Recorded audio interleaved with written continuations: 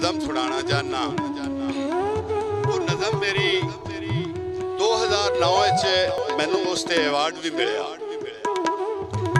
ते सुनिया है किसी दोस्त ने असैम्बली दे विच ओ अपने नाम पढ़ी ते अच्छी बात नहीं, किसी दी शायरी दा कतल करना अच्छी बात नहीं। लिहाजा मैं नाजरीन प्रोडक्शन वालों फिर दोबारा मैं ये रिकॉर्ड पे करना ते बराए मेहरबानी, ये अच्छी बात नहीं। नज़म दा उन्मान है असी चोर ते मैं तुहाडे पेशे खिदमत करना भाई असी आपे ही सारे चोर हाँ, तनकीद ते रखदे जोर हाँ। असी आपे ही सारे चोर हाँ, तनकीद ते रखदे जोर हाँ ते हाथ ना अपने थू कौड़ी हथी साडे झूठ दी पौड़ी।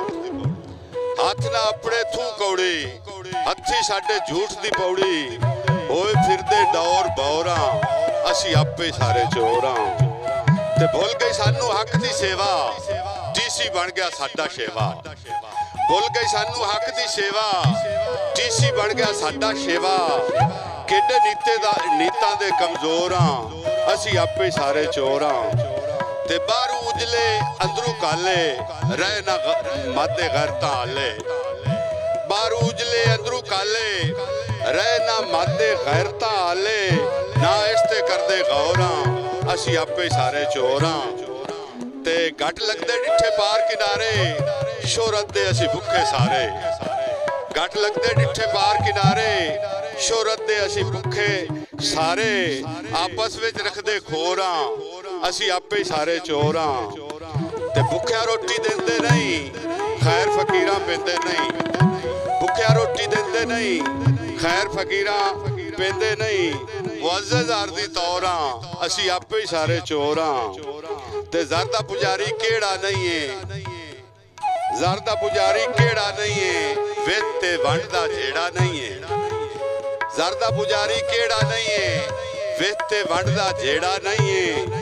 कसमां फकियां नवे नकोरा असी आपे ही सारे चोर हाँ ते शेरे जनाब भाई धी दा हथ ना रंगिया बाबल गुरबत दा डंगिया बाबल।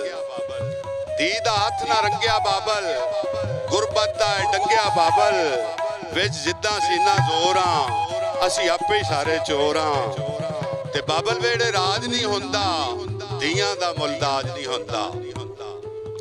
बाबल वेड़े राज नहीं हुंदा धीआं दा मुलताज नहीं हुंदा। पै जींदे लगदे गोरा असी आपे ही सारे चोर हाँ ते आलमा वांग नसीहत साडी अमलां दे विच बिल्कुल फाडी।